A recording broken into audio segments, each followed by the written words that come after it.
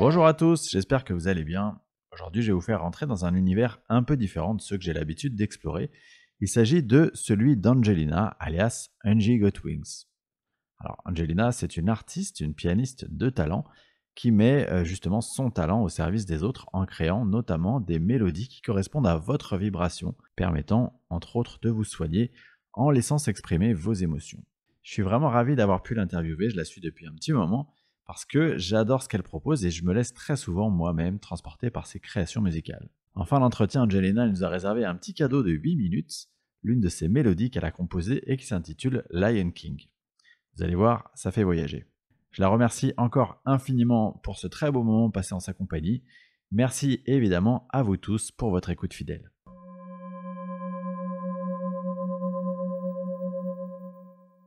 Alors Angelina, merci beaucoup d'avoir accepté mon invitation pour ce podcast Entre deux mondes. Je suis vraiment ravi de faire cette interview avec toi. Pour les personnes qui ne te connaissent pas, ce que je te propose, c'est de te présenter tout simplement. Ah, l'exercice le plus difficile. C'est ça. Alors, me présenter, j'ai envie de dire je suis musique. C'est marrant, hein, c'est la première chose que j'ai envie de dire parce que la musique est vraiment dans ma vie depuis toujours. Donc, je suis une grande sensible de la musique et une grande chanceuse d'avoir eu ce don de pouvoir composer de la musique. Et j'ai 45 ans, je vis en Suisse et je suis ravie de pouvoir mettre mon talent au service des gens actuellement, tu vois. Et voilà, ça c'est comme ça que j'aurais envie de me présenter là. C'est vraiment difficile comme exercice. Cette musique, du coup, ce que tu te présentes comme musique, et effectivement, on voit bien que c'est ton univers. Ça débarque comment dans ta vie, cette musique ? Bah écoute, ça débarque. La première image que j'aimerais te donner par rapport à la façon dont la musique est rentrée dans ma vie, c'est par le piano. Ma mère avait acheté un piano à l'Armée du Salut. Et ma mère a toujours aimé avoir un piano à la maison sans forcément en jouer. Mais elle aime avoir cet instrument-là. Et elle en avait acheté un, en fait, à l'Armée du Salut avant ma naissance. Et j'ai des souvenirs d'être attirée par ce mastodonte, parce que pour moi, petite comme j'étais, c'était un mastodonte noir avec des chandeliers. Et c'est un piano droit. Et c'est un piano que j'ai toujours d'ailleurs, qui date de 1906. Et j'ai vraiment cet talent d'aller vers le piano. Et j'ai des photos que ma mère m'avait montrées où je suis en train de jouer, en train de toucher les touches du piano, alors que je savais pas encore marcher. Donc il y a eu vraiment tu sais, magnétique, attiré par ce truc, et qui en plus, quand j'appuyais dessus, faisait du son, quoi. C'était incroyable. Et tu te souviens, du coup, quand tu étais petite, que l'univers de la musique, c'était déjà quelque chose qui t'appelait, au-delà de ce piano est-ce que tu vois, t'as le souvenir d'une sensibilité particulière à la musique ? Écoute, je sais pas, parce que quand j'y repense, c'est vraiment ce piano qui est l'élément central. Parce que très vite, quand j'ai pu marcher, me déplacer, tout ça, ben, ce piano, j'ai même demandé à ce qu'il soit mis dans ma chambre. Enfin, il y a eu toute une relation qui s'est créée avec lui. Et je me souviens que, tu vois, par exemple, des fois tu observes des enfants jouer au piano, quand ils testent comme ça, ils sont souvent avec un doigt. Ouais. Et puis ils font une touche après l'autre comme ça, puis ils prennent un doigt de chaque main. Et moi, j'ai le souvenir d'utiliser tous mes doigts et d'utiliser tout le clavier. Et je m'amusais à m'enregistrer déjà. Tu vois, il y avait déjà ce truc de m'enregistrer. Tu composais déjà. À l'époque, si tu veux, tu sais, à l'époque, il y avait les radiocassettes. Oui, tu vois, c'est un temps que les gens de 20 ans ne peuvent pas connaître. Et en fait, j'utilisais cette radio-là, enfin cet enregistreur, et je m'imaginais faire des émissions de radio. Et je me prenais pour Mozart, Bach, c'était les noms de compositeurs qui jouaient du piano, tu vois, que j'entendais aussi. Et je me souviens, j'imaginais même que j'avais une queue de pie, tu sais, que j'étais habillée en... Voilà, et puis je faisais le mouvement tu relèves l'arrière, tu vois, de de cette queue de pie, la pof, pour pouvoir t'asseoir. Parce que je pense que j'ai dû voir à la télévision, tu sais, des pianistes concertistes qui avaient à l'époque ces tenues-là avec justement cette queue de pie, puis il y avait ce mouvement avant de s'asseoir. Et je me souviens encore le faire. Tu vois, ce mouvement. Ou alors, c'est hérité d'une vie antérieure. Mais écoute, peut-être aussi, il y a peut-être quelque chose, je serais en tout cas pas étonnée. Et je me souviens, voilà, que je me mettais à jouer. Je jouais n'importe quoi, hein, mais tu sais, j'y mettais vraiment du cœur et de l'émotion. Et je pense que j'imitais ce que je voyais à la télévision, en fait. Parce que j'ai dû voir des artistes faire ça. Mais dans ta famille, on avait cette fibre musicale, du coup? Enfin, non, il y a une fibre artistique dans ma famille. D'accord. Mais pas de... Je suis la seule à faire de la musique.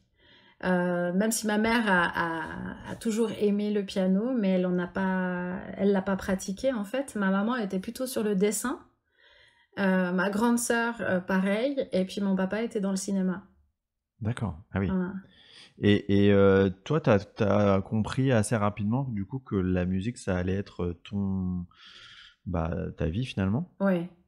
Oui. Puis j'ai eu de la chance d'avoir justement une maman qui m'a toujours encouragée et qui, tu vois, ça faisait, je devais avoir, quand je commençais à faire 6 émissions de radio, je sais pas, je devais avoir 4, 5, 6, 7, 8 ans, tu vois, quelque chose comme ça. Et puis, je me souviens encore un jour, ma mère arrivait vers moi, j'allais bientôt avoir 9 ans, et elle me dit, bon, tu crois pas que ce serait le temps que tu prennes des cours? Tu vois, et puis que ça y est, on se mette vraiment dans quelque chose d'un petit peu plus sérieux, tu vois, où vraiment on rentre dans le vif du sujet. Et à 9 ans, j'ai commencé à prendre des cours. Donc j'ai une formation classique qui donne une technique quand même, qui me permet maintenant de faire plus ou moins ce que je veux. Et je me souviens très bien avoir commencé les cours comme ça. Et très vite, justement, j'ai appris à jouer des gammes, à jouer des accords, à jouer... Il y avait tout un truc qu'on faisait aussi qui s'appelle une cadence. Donc tu joues ta gamme et puis après tu fais une série d'accords qui, pour les musiciens, ceux qui connaissent, correspondent à tonique, sous-dominante, dominante, tonique. Tu vois, ce genre de truc, ça s'appelle une cadence parfaite. Et du coup, moi, je jouais ça. Et je trouvais ça génial de faire des accords, tu vois. Et ça m'a beaucoup inspirée. Et je me souviens m'amuser énormément avec ces accords. Tu vois, je faisais des rythmes, voilà, je les jouais de plein de façons différentes. Et je pense que là, il y a quelque chose qui s'est réveillé. Est-ce que tu avais l'impression que quand tu apprenais cette musique, tu avais l'impression de déjà un peu comme jouer, tu vois, comme si c'était naturel, quoi, comme si qu'il y avait quelque chose qui se réenclenchait et que ça venait facilement? Ou est-ce que quand même c'était un peu alors il y avait bosser, quoi? il y avait quand même il fallait quand même un peu bosser parce qu'il y a une technique et puis il y a aussi l'agilité au niveau des doigts.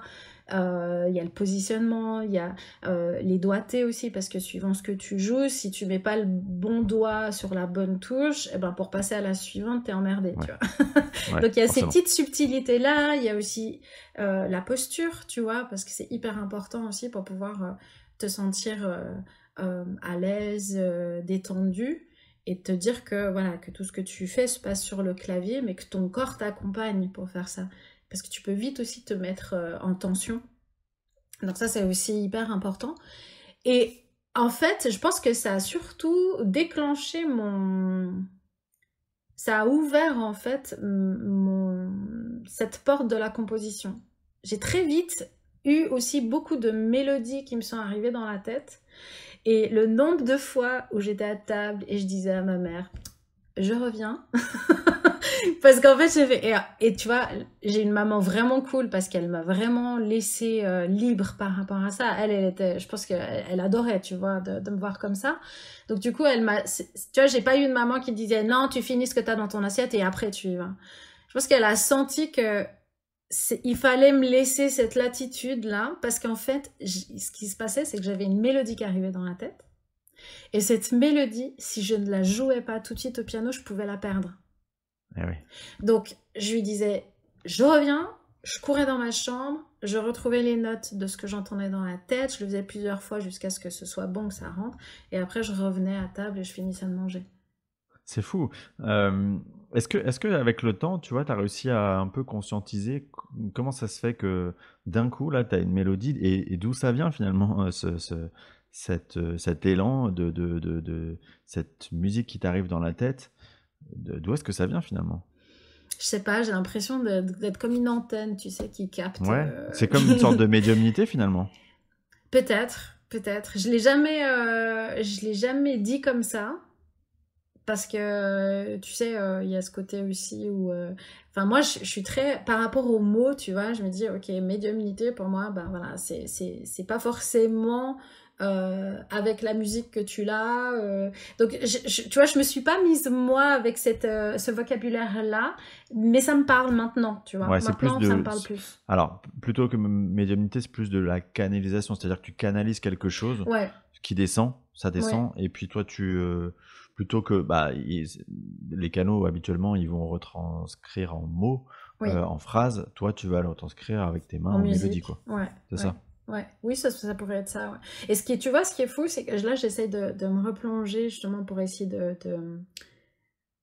de pouvoir répondre à ta question. Euh, En fait, la sensation que j'ai, c'est que ça a toujours été là, mais que je me suis même pas rendu compte qu'à un moment donné, c'était là. Enfin, tu vois, c'est-à-dire, euh, je dis souvent que pour moi, c'est comme respirer, en fait. C'est presque aussi C'est simple que inconscient, ouais. respirer, ça se fait tout seul. Et il faut que je mette, moi, de la conscience pour me dire, ah tiens, il est en train de se passer ça. D'accord. Parce que si je le fais pas, si je m'arrête pas en me disant, ah tiens, là, il se passe un truc, en fait, c'est tellement fluide, c'est tellement naturel que je crois que je m'en rends même pas compte, en fait. Est-ce que avec le temps, tu sais, quand tu étais petite, donc ça arrivait de temps en temps, il fallait absolument aller enregistrer. Est-ce que maintenant, t'es arrivé à appréhender un peu ce mécanisme et que tu sais, quelque part sur demande, te concentrer et hop, ça descend? Euh, Ça peut, mais en général, c'est plutôt ça vient à moi, c'est pas sur demande. Tu vois, ça m'est déjà arrivé de rester aussi. En fait, tu vois, j'appelle ça l'inspiration, en fait. Je lui donne ce mot-là, ce terme-là, parce que ça m'est déjà arrivé de rester des mois sans inspiration, sans rien. Ce qui est assez effrayant, d'ailleurs. Comme un écrivain, finalement, Ouais, qui ouais, serait devant la page ouais. blanche et qui se dirait, mince, il n'y a plus rien qui vient. Oui, puis surtout que j'ai remarqué aussi que je m'inspire beaucoup de ce qui se passe autour de moi. Euh, je peux tout d'un coup créer un morceau à partir juste d'un son que j'ai entendu. Ou alors, des fois, tu sais, alors ce qui peut marcher aussi et déclencher l'inspiration, c'est que des fois, je me mettais à mon ordi parce que je travaille sur un logiciel aussi. Donc, du coup, j'ai des banques de sons au plus du piano. Et des fois, je m'amuse à écouter un petit peu tous les sons que j'ai. Et je teste des trucs. Voilà. Et tout d'un coup, je vais en trouver un qui va faire waouh, tu vois. Il y a toujours ce truc de ah, sorte de, tu sais, d'émerveillement ou je sais pas. J'ai remarqué qu'il y a souvent ce petit truc-là. Et ça, souvent, c'est un déclencheur pour ouvrir l'inspiration derrière. D'accord. Et donc, je comprends que la musique, ça t'a accompagné toute ta vie, ça continue évidemment de t'accompagner. Est-ce qu'il y a eu des étapes particulières du coup où tu as senti que tu devais faire autre chose avec cette musique? Tu vois, comment en fait t'en arrives à faire ce que tu fais aujourd'hui et que tu vas expliquer? C'est quoi le processus en fait? Je pense que d'abord c'était une grande recherche aussi parce que je me demandais aussi qu'est-ce que je pouvais faire avec ma musique. Je me suis longtemps posé la question. J'ai essayé aussi de rentrer dans les canaux habituels, tu vois, de devenir une artiste, chanteuse, machin. Et en fait, à chaque fois, je sentais que ça ne me convenait pas. Il y avait quelque chose qui me maintenait à distance de ça, en fait. J'avais beaucoup de retenue. Je me sentais pas, tu sais, comme il y a des personnes, elles sont très à vouloir se mettre sous les feux de la rampe, tu vois, d'être dans la lumière, de briller, puis de chanter, puis d'être prête à plein de choses pour pouvoir être en avant, tu vois, d'être sur scène et tout ça. Moi, ça, je l'ai jamais ressenti. Pourtant, j'ai quand même fait 2 albums de chansons, tu vois, donc on pourrait se dire que l'objectif, c'est aussi de pouvoir après les jouer sur scène, les chanter devant un public. Et j'ai réalisé, surtout à la suite de mon dernier album qui est sorti en 2018, que jusqu'à ce moment-là, j'étais encore dans cette optique d'essayer de me mettre en avant, tu vois. Et en fait, je crois que ce qui clochait, c'était me mettre en avant. Tu vois, c'est ça qui allait pas. Et je me sentais pas à l'aise avec ça. Et au final, il y a eu un switch à un moment donné, c'est que au lieu d'essayer de me mettre en avant, parce qu'il y avait aussi un besoin de reconnaissance, tu vois, enfin tout artiste, et je pense que même pas besoin d'être artiste pour avoir besoin d'être reconnu, tu vois.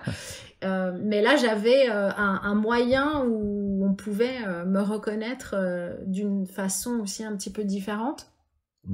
Et en fait, ça marchait pas parce qu'il y avait quelque chose en moi qui sonnait pas juste, tu vois. Ouais, ça correspondait pas à... Et le switch, c'est... qui tu étais, ouais. C'est ça. Et le switch, c'est au lieu de dire que ma musique allait me servir ou allait m'aider à être reconnue et à chercher une reconnaissance que j'avais pas eu avec mon père, par exemple, et ben, en fait, je me suis dit, je vais me placer derrière ma musique et c'est moi qui vais mettre ma musique en avant. C'est ma musique qui va être devant, c'est pas moi, tu vois. Donc je vais me mettre moi au service de ma musique. Et là, ça a été le déclic et j'ai eu l'impression de trouver ma juste place. Et il y a quelque chose qui s'est ouvert à ce moment-là, c'est-à-dire que, tu vois, quand par exemple je faisais écouter, enfin je postais une chanson sur YouTube par exemple et tout ça, j'étais un peu déçue parce que j'avais pas le retour que j'espérais, tu vois. Et ça, c'était quand j'essayais de moi encore être en avant et que ma musique me serve moi, tu vois. Et quand j'ai switché et que j'ai mis ma musique en avant et que je me suis mise au service de ma musique, donc du coup, ça me demandait beaucoup moins d'efforts d'en parler parce que j'avais pas l'impression de parler de moi, mais je parlais d'elle. Même si c'est moi le canal, tu vois, ça passe à travers moi. Mais de me mettre dans cette posture-là, ça m'a beaucoup aidée. Et là, comme par hasard, plein de commentaires, des gens qui partagent. Enfin, tu vois, ça tout d'un coup, j'ai vu une différence. Donc, oui, je pense que comme ça s'est senti... tu arrives à ta place, quoi, c'est ça. Ouais.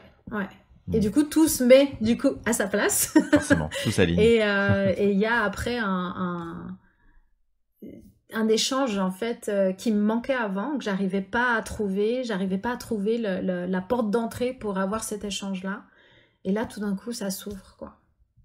Voilà, c'est fabuleux. Est-ce que tu peux nous parler du coup de ton concept et de ce que cette notion d'empreinte mélodique du coup? Ouais, alors j'adore, tu vois, moi comme je te disais, quand je compose pour être inspirée, j'aime bien partir de quelque chose, il faut que je sois inspirée par quelque chose. Et je me suis dit, à un moment donné, je me disais, mais ce serait tellement génial de transcrire le prénom et le nom de famille de quelqu'un en note de musique et d'en faire une mélodie. Alors le concept, si tu veux, il n'est pas non plus si innovateur que ça, parce que dans l'écriture musicale, si tu es dans le jazz ou si tu es dans le pays anglophone, et peut-être même germanophone, les notes de musique, c'est pas Do, Ré, Mi, Fa, Sol, La, Si, mais c'est A, B, C, D, E, F, G. Ah oui, d'accord. Tu vois, il y a même H. Ouais. Il y a déjà une correspondance, quoi. Donc il y a une correspondance et le A correspond à la note La. Donc en fait, je suis partie là-dessus, je me suis basée sur ça, de A à G pour faire de La à Sol. Puis après, j'ai répliqué. C'est-à-dire que après G, il y a H, et donc après Sol, il y a de nouveau le La. Donc le H, c'est aussi la note La. Donc du coup, il y a plusieurs lettres de l'alphabet qui ont la même note, où j'attribue la même note. Et ensuite, donc par exemple, je prends le prénom de la personne, et puis j'aligne les notes qui correspondent à chaque lettre. Et là, je vais avoir une mélodie. Et suivant comment cette mélodie sonne, je m'autorise justement à, on va dire, mettre une altération sur une de ces notes. Et les altérations en musique, c'est dièse ou bémol. Et le dièse augmente la note d'un demi-ton et le bémol baisse la note d'un demi-ton. Donc en fonction de de l'enchaînement des notes que j'ai par le prénom et le nom de famille, je sens qu'il y a un moment donné, il faut que certaines notes soient transformées. Donc, je vais rajouter un dièse ou je vais mettre un bémol. Alors, j'ai remarqué qu'en ce moment, c'est plutôt... Quand il y a une transformation, c'est plutôt les dièses qui arrivent. Pour l'instant, je n'ai pas vraiment de bémol qui arrive.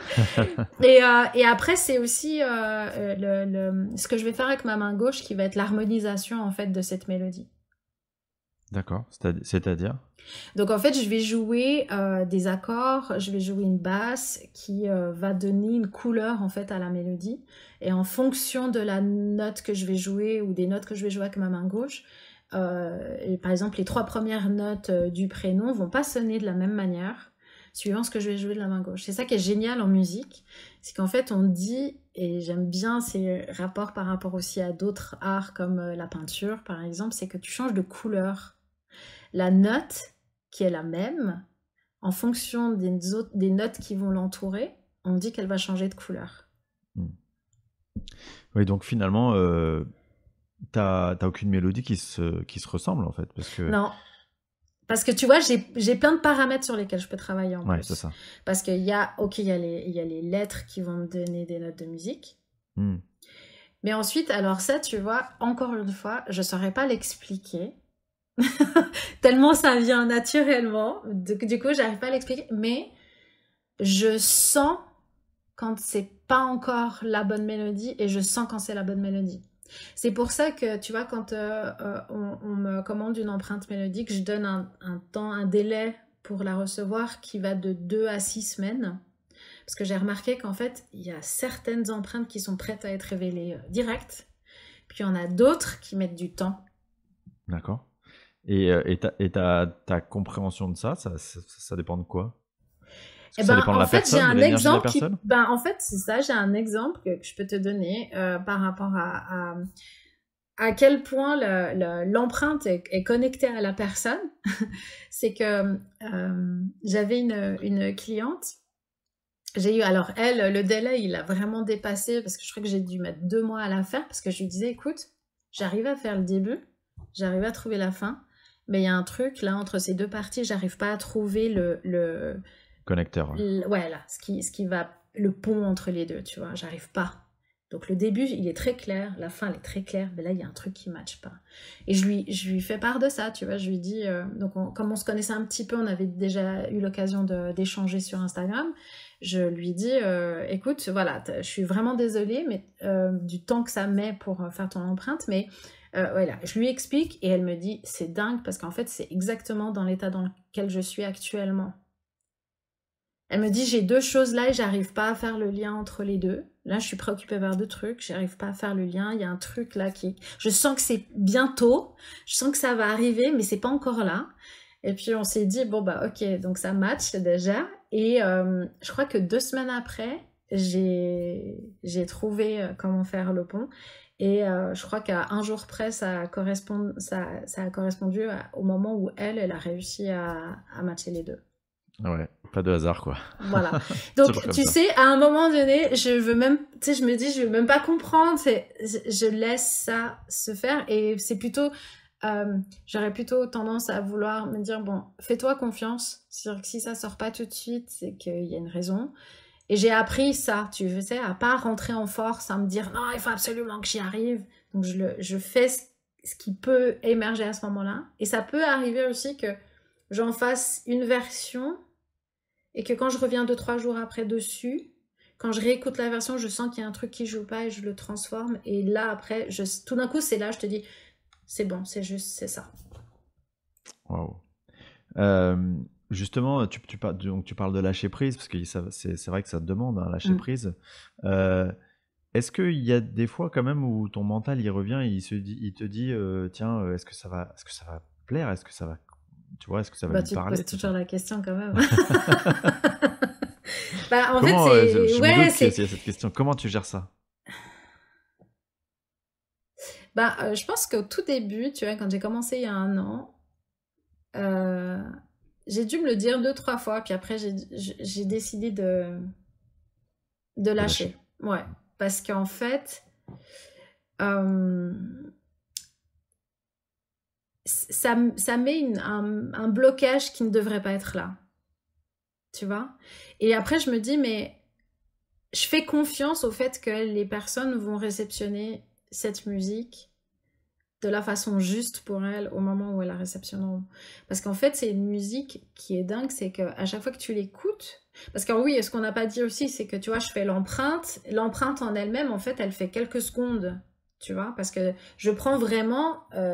alors, si tu as un prénom avec un nom de famille à rallonge, ou parce que ou t'as un prénom double et puis tu as un nom de famille double aussi, donc du coup, ça va faire plus de notes, forcément. Si tu as un prénom court, ça va faire plus court, mais du coup, je vais quand même faire en sorte que ça dure entre 20 et 30 secondes. L'empreinte, elle dure entre 20 et 30 secondes. Et en fait, cette empreinte-là, quand tu choisis l'option, parce que maintenant j'ai séparé les options, tu peux avoir juste l'empreinte, ou alors tu peux avoir la version empreinte plus soin. Parce qu'il y avait vraiment cette envie, et j'ai senti en moi, la musique m'a tellement soignée, moi, m'a tellement aidée, celle que j'ai composée, tu vois, par rapport à ce que j'ai pu traverser dans ma vie, et ça a toujours été un moyen de pouvoir soit reprendre les rênes de ma vie, soit libérer plein d'émotions, parce que ça m'arrive souvent de pleurer pendant que je joue, tu vois, ça draine. Et du coup, je me suis dit, mais si je peux proposer un soin basé sur l'empreinte mélodique, je me dis, mais c'est génial, parce que c'est comme si je laissais après de l'espace pour cette empreinte, pour qu'elle puisse s'exprimer, qu'elle puisse transmettre des choses, tu vois. Donc c'est pour ça que le soin, il est moitié composé, moitié improvisé. Parce qu'en fait, très souvent, tu entends de nouveau l'empreinte mélodique qui vient un peu comme un refrain. Et tout ce qui est entre ces moments où l'empreinte revient, c'est de l'impro total. Et je laisse le truc venir, tu vois. Et j'ai plusieurs personnes qui m'ont dit, et je le sais pour l'avoir expérimenté aussi, c'est que tu vas écouter ce soin, la première fois, il va se passer des trucs, tu vois, tu vas ressentir quelque chose, et puis en plus, te dire que la mélodie que tu entends, elle est basée sur toi, en fait, sur tes vibrations, sur ton prénom, sur ton nom de famille, enfin, il y a un truc, et je sais que les gens aiment ce côté aussi personnel, et moi, ça m'inspire beaucoup, ça, tu vois. Et moi, j'aime ça pour moi aussi, donc je me dis, si moi j'aime, je pense qu'il y a au moins une personne sur Terre qui aime la même chose, tu vois. Et du coup... tu réécoutes ce soin plusieurs fois, eh ben, il va se passer des choses différentes. Là, j'ai une autre cliente qui m'avait dit aussi, mais au début, quand elle l'écoutait, elle ressentait beaucoup de nostalgie. Puis tout d'un coup, cette nostalgie, elle s'est transformée et elle est revenue dans son enfance. Elle a l'impression qu'à chaque fois qu'elle écoutait ce morceau, c'était sa petite fille intérieure qui parlait, tu vois. Et en fait, je pense que quand tu prends ce soin-là vraiment pour ce qu'il est, c'est-à-dire un outil pour pouvoir voyager à l'intérieur de toi et ressentir des émotions et libérer des émotions qui n'ont peut-être pas pu être libérées aussi depuis longtemps, tu vois, parce que la musique, elle a ce pouvoir-là quand même au niveau des émotions. Eh ben, si tu te prêtes vraiment à ce jeu-là et puis que tu l'écoutes régulièrement, que tu te l'appropries, ben, je pense qu'il se passe des trucs de dingue. Ouais, je trouve ça absolument génial. J'imagine que du coup, je faisais le parallèle là dans ma tête. Je me disais, quelque part, quand tu écoutes cette musique, ce qui est personnalisé, tu montes en vibration, j'imagine, d'un point de vue énergétique, et tu es en état modifié de conscience quelque part. Et c'est là que tu peux te connecter à des émotions ou des choses qui sont à l'intérieur de toi, desquelles tu es un peu coupé. Où tu peux te couper dans ton état d'éveil normal, quoi. C'est ça. Oui, puis surtout, tu sais, pour moi, la musique, elle te permet de ressentir et d'exprimer des choses pour lesquelles t'as pas les mots. Eh oui. Tu vois, parce que déjà, quand t'as les mots, trouver le mot juste qui correspond à ce que tu ressens, c'est pas donné à tout le monde. Il faut avoir un sacré vocabulaire, hein, parce qu'il y a un champ lexical incroyable par rapport aux émotions. Donc oui, t'as les émotions de base, mais il y a tellement de subtilité dans chacune des émotions. Et moi, j'ai ce truc, j'ai besoin d'avoir, tu sais, comme d'avoir la note juste. C'est-à-dire de trouver le bon enchaînement, de trouver la bonne manière, de trouver le bon rythme aussi. Parce que tu vois, je joue aussi beaucoup sur la rythmique et sur le tempo. C'est ça qui va faire qu'une mélodie sera jamais la même, même si tu as le même prénom et le même nom de famille. Tu vois, en fait, t'auras pas le même résultat. Mais tu as cette émotion qui va monter. Et des fois, bah, t'as pas les mots pour l'exprimer. Ouais. Tu vois, et le fait de ne pas pouvoir l'exprimer, bah, y a un côté frustrant, tu vois, parce que tu as l'impression que du coup, cette émotion n'a pas le droit d'exister parce qu'il n'y a pas de mots pour elle. Mais dès que tu mets de la musique, c'est comme si la musique, elle donnait tous les mots qui correspondent au plus près de l'émotion que tu ressens. Ouais, tu vois, c'est marrant que tu dis ça, j'avais pas fait le lien et maintenant ça me paraît évident. Et effectivement, c'est des choses aussi tu vois, qu'on peut ressentir donc dans les séances d'hypnose que je fais. Parfois, on se connecte à des situations, à des explorations, à des scènes où il y a des émotions qu'on n'arrive pas à retranscrire en fait. Quand on revient à notre état d'éveil, on ne sait pas les exprimer, on sait pas moi je l'ai vécu en tant que consultant. Il n'existe tout simplement pas de mots pour décrire l'intensité de ce qu'on a vécu, ou tu vois. Et ça, effectivement, ce que je comprends, c'est que la musique te permet en fait d'appréhender, quelque part, de faire un pont entre ces émotions et l'expression de ces émotions, quoi. Ouais, et elle te permet de les libérer parce que regarde quand tu vas au cinéma et tu vois une scène, la musique va faire en sorte que tu vas ressentir une émotion ou pas. En fait, c'est la musique qui fait ça. Et la musique, si tu la changes, tu prends une scène, la même scène, mais tu mets une autre musique, tu vas percevoir la scène complètement différemment. Tu peux même en rire de la scène, tellement il y a un décalage entre la musique et ce que tu vois.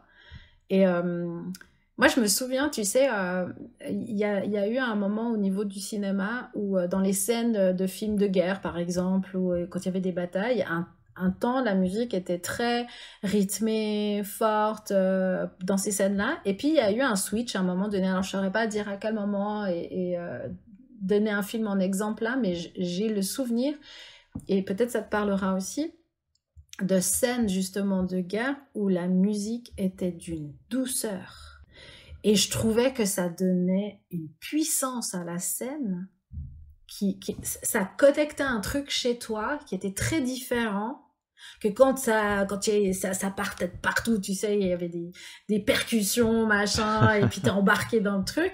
Mais tout d'un coup, il y a une version hyper douce. C'est comme si, en fait, on mettait en avant ce qui se passe à l'intérieur plutôt qu'à ce qui se passe à l'extérieur.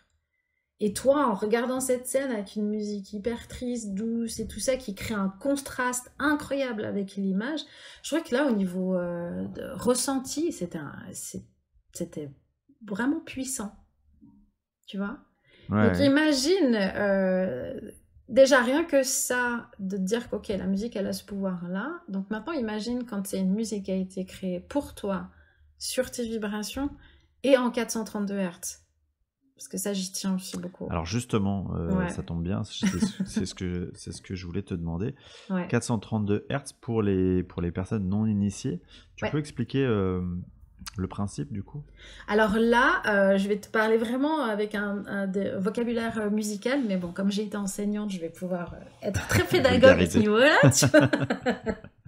En fait, quand t'es musicien, tu apprends très vite aussi que ton instrument, il est accordé sur une certaine fréquence, et on prend toujours une note comme référence pour accorder. C'est comme quand tu vas à un concert de musique classique, tu vas à un orchestre, et puis tu as le premier violon qui, avant que le chef d'orchestre arrive, va se lever, il va jouer une note, et tous les instruments de l'orchestre vont se caler sur cette note-là. Donc en fait, ce qui se passe à ce moment-là, c'est pas juste pour faire jolie petite musique au début, tu vois, et puis attirer l'attention des spectateurs, mais en fait, c'est pour que tous les instruments soient accordés sur la même fréquence. Et en fait, il y a une fréquence qui a été décidée après la Deuxième Guerre mondiale et qui est devenue une norme ISO, qui est que le La est à la fréquence 440. Voilà, 440 Hz. Donc, 440 Hz, c'est 440 sinusoïdales par seconde. Ce qui fait que tu as un son continu qui est à la hauteur de la note qu'on appelle La. Ok. Donc tous les instruments sont normalement accordés à cette fréquence-là. Donc quand un accordeur vient accorder un piano, eh ben, il va faire en sorte que le La soit à 440, puis après toutes les autres notes, il va les accorder pour que ce soit aligné par rapport au 440. Tu vois? Ok. Le 432, c'était une fréquence qui correspond aussi à la note La, mais qui est du coup un tout petit peu plus bas que le La à 440. Et en fait, c'est une fréquence qui existait déjà, qui était utilisée avant. Et c'est une fréquence qui, elle, était beaucoup plus proche et correspondait en fait à la fréquence de la Terre, à la fréquence de la nature, à la fréquence de guérison. Tu vois, une fréquence sacrée en fait.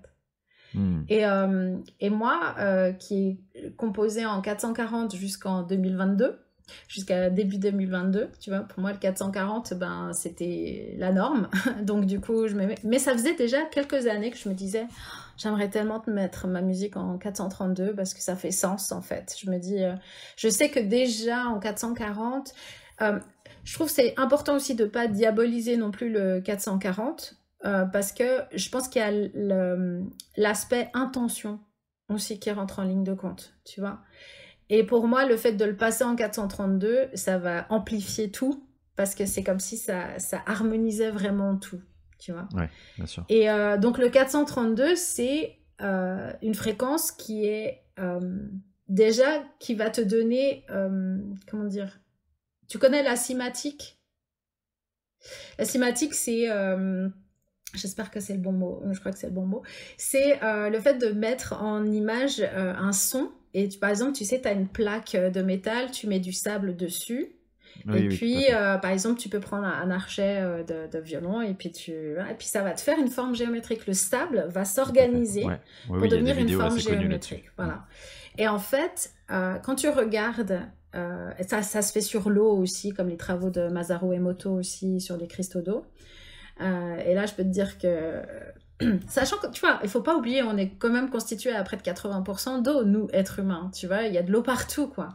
Donc, on est sensible aux fréquences et aux vibrations sur l'eau. Et l'eau garde en mémoire tout.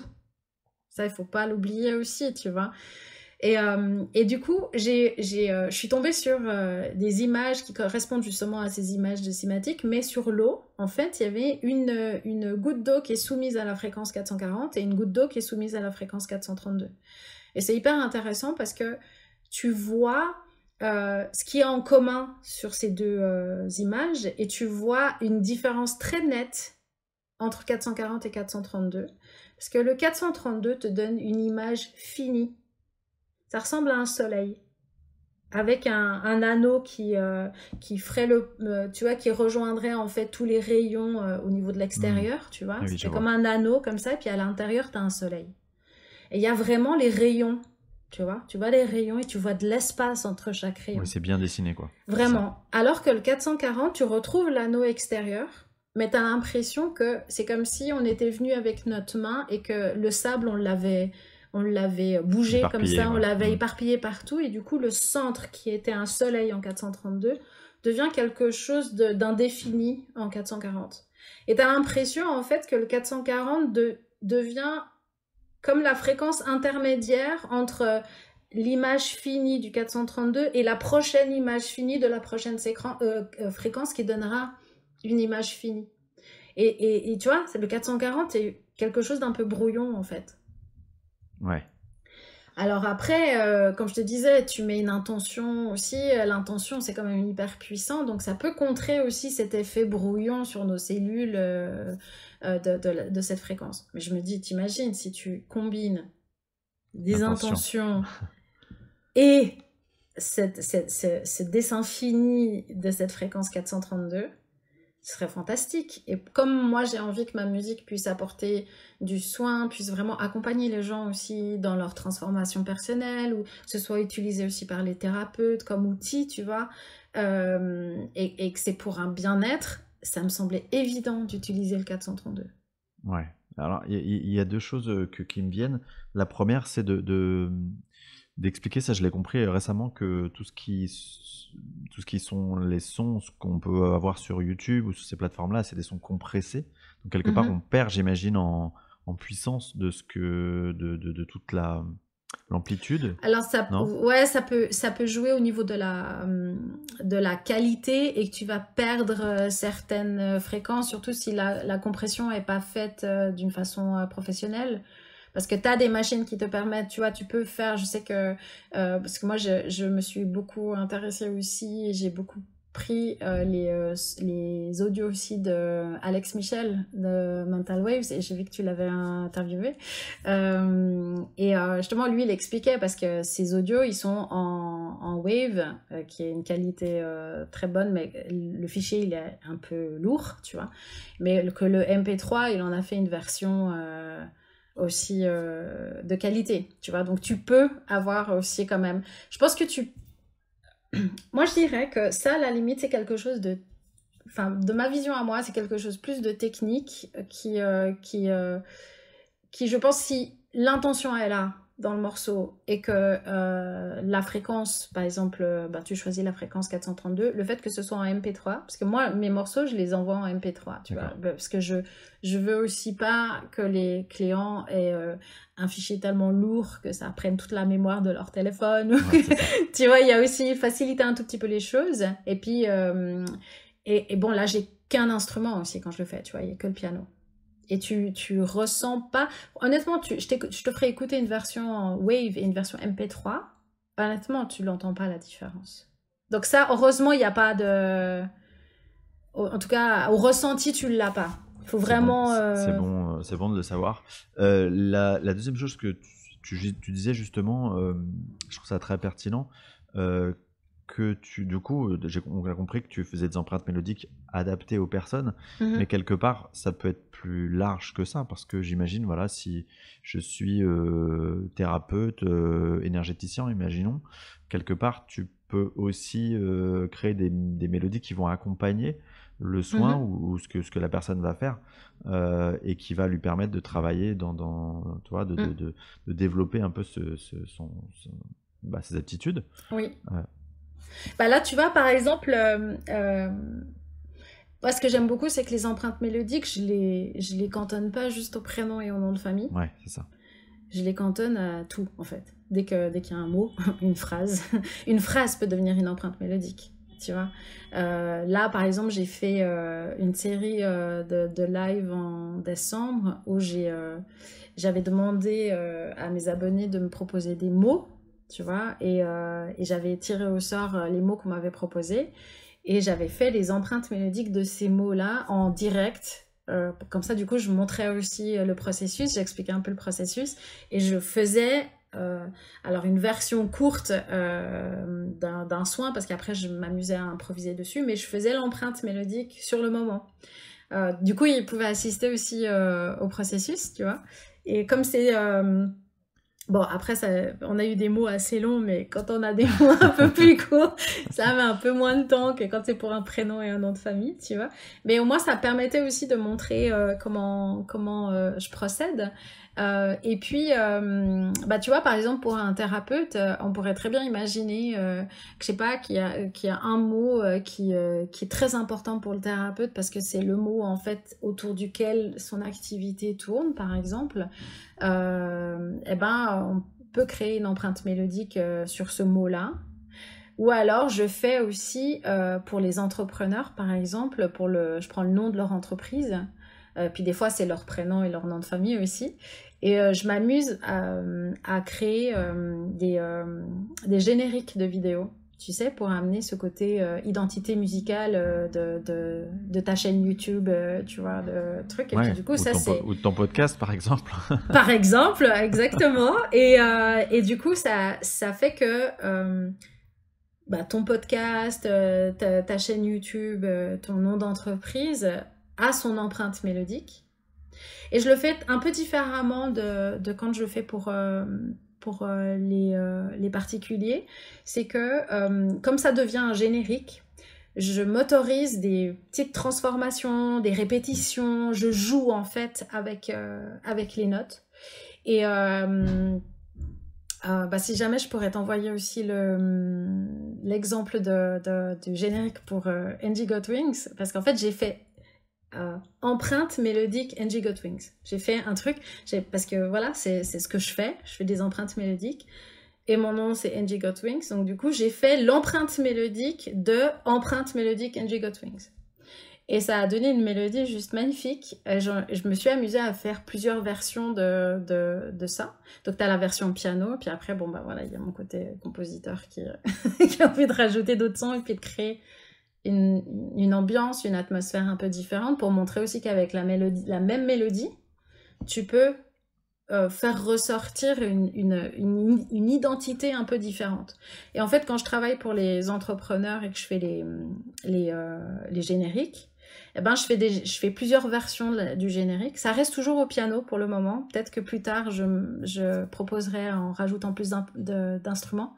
Mais pour l'instant, je me cantonne au piano. Mais je donne des ambiances, on change au niveau du tempo, on change au niveau de la tessiture, on prend plus aigu, moins aigu. Et du coup, ça permet aussi, en fonction du sujet de la vidéo, par exemple, de prendre l'empreinte mélodique version générique qui correspond à ce que tu as envie de dire. Tu vois, de pouvoir faire ça. Et je fais après, si tu choisis la totale, je fais un soin qui fait presque 10 minutes. Donc il est plus long que quand c'est pour les particuliers, où là ça dure entre 5-6 minutes. Puis après j'en fais une version où je le mets x3, donc du coup ça te fait presque un quart d'heure de soin. Mais pour les entrepreneurs, je fais la version 10 minutes. Et en fait, les personnes peuvent utiliser en plus après cette musique pour leur pratique, pour elles-mêmes, parce qu'il y a aussi, tu vois, quand tu as besoin d'être inspiré en tant qu'entrepreneur ou d'avoir des infos de ton entreprise, du coup, tu vois, à travers la musique, ou que je sais pas, tu as besoin d'écrire quelque chose, un texte, et puis du coup, cette musique pourrait t'accompagner dans l'écriture de ce texte, tu as cette musique pour toi, et après, tu peux l'utiliser comme fond sonore aussi sur tes vidéos, avec tes clients. J'ai un client d'ailleurs qui m'a dit que il utilise il utilise son soin avec ses clients, il fait de l'énergétique. Il m'a dit, mais depuis que j'utilise, ça dépote. En fait, ça augmente, tu vois, l'effet de ce qu'il proposait déjà à ses clients, quoi. Ouais, en fait, c'est ce que j'avais en tête tu vois, je me disais, tiens, ce serait une super application pour un thérapeute qui a envie d'accompagner ses soins aussi alors, il faut avoir cette sensibilité, mais je pense que c'est vraiment une plus-value intéressante, quoi. Ça, en tout cas, c'est quelque chose dans laquelle j'ai aussi envie de me diriger. J'ai envie aussi que de présenter ça aussi pour les thérapeutes. J'ai déjà quelques amis thérapeutes qui utilisent mes musiques aussi, et puis ils me disent tous voilà, que ça apporte un truc...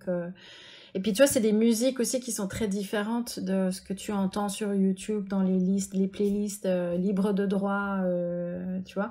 Parce que ça va vraiment chercher l'émotion. Donc forcément, si l'élément, le premier ingrédient, c'est l'émotion, pour moi-même, quand je le compose, forcément, ça va se ressentir aussi pour les personnes qui vont l'écouter. Waouh! Eh ben écoute, c'est vraiment passionnant. Je suis persuadé qu'il y a beaucoup de personnes qui vont, ça va résonner avec ce qu'ils recherchent. En tout cas, moi, ça me parle beaucoup. Angelina, je vais te remercier vraiment pour cet échange. C'était un plaisir. Absolument passionnant. J'ai pas vu le temps passer, pardon.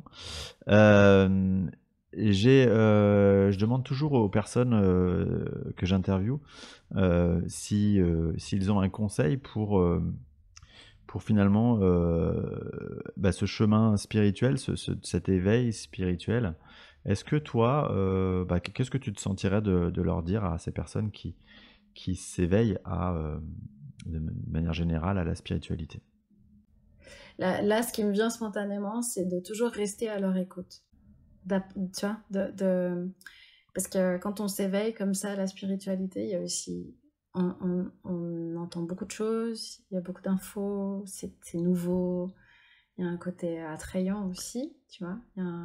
On est émerveillé par ce qu'on découvre.